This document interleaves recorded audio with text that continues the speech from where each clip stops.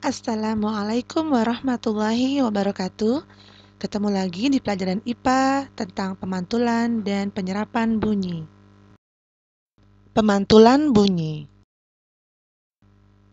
Jika bunyi mengenai suatu benda, maka bunyi itu akan dipantulkan atau diserap.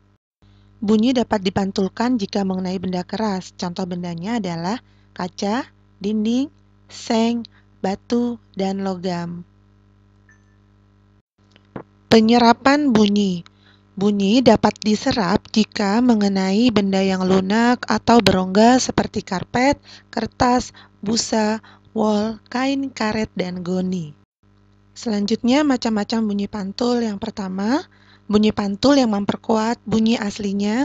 Yang kedua, gaung, dan yang terakhir adalah gema. Bunyi pantul yang memperkuat bunyi asli terjadi jika bunyi pantul terdengar hampir bersamaan sehingga bunyi asli menjadi lebih keras. Bunyi ini terjadi jika jarak dinding terhadap sumber bunyi kurang dari 10 meter. Contoh bunyi pantul yang memperkuat bunyi asli seperti ini. Gaung. Gaung terjadi jika jarak dinding terhadap sumber bunyi agak jauh, sekitar 10 meter sampai 25 meter. Gaung adalah bunyi yang terdengar kurang jelas akibat sebagian bunyi pantul terdengar bersamaan dengan bunyi asli, sehingga mengganggu bunyi asli.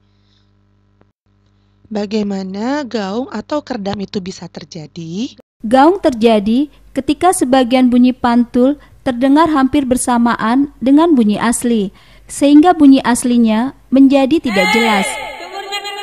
Gaung juga dapat terjadi di dalam gedung-gedung. Ini sangat tidak menyenangkan. Gaung dapat dihilangkan dengan mengatur posisi dinding ruang sedemikian, sehingga bunyi pantul tiba dalam waktu lebih cepat, atau telinga masih mendengar sebagai satu bunyi.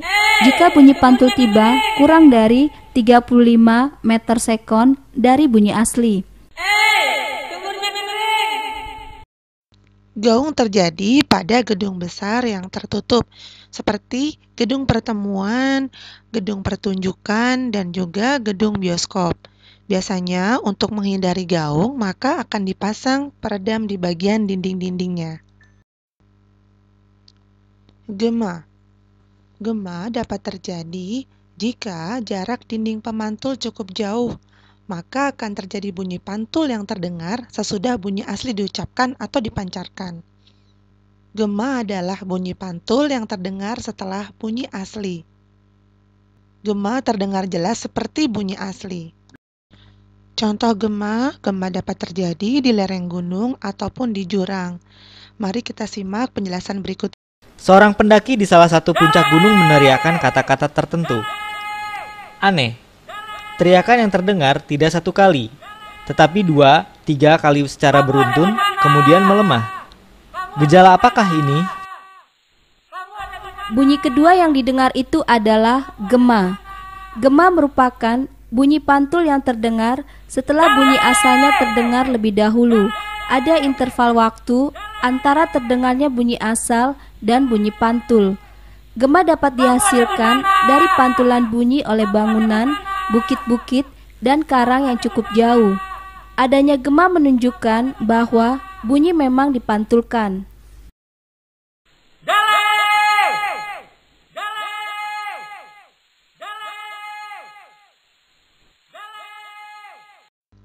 Demikianlah pembelajaran IPA untuk kali ini. Semoga bisa bermanfaat dan kalian lebih memahaminya. Sampai ketemu di pembelajaran selanjutnya. Wassalamualaikum warahmatullahi wabarakatuh.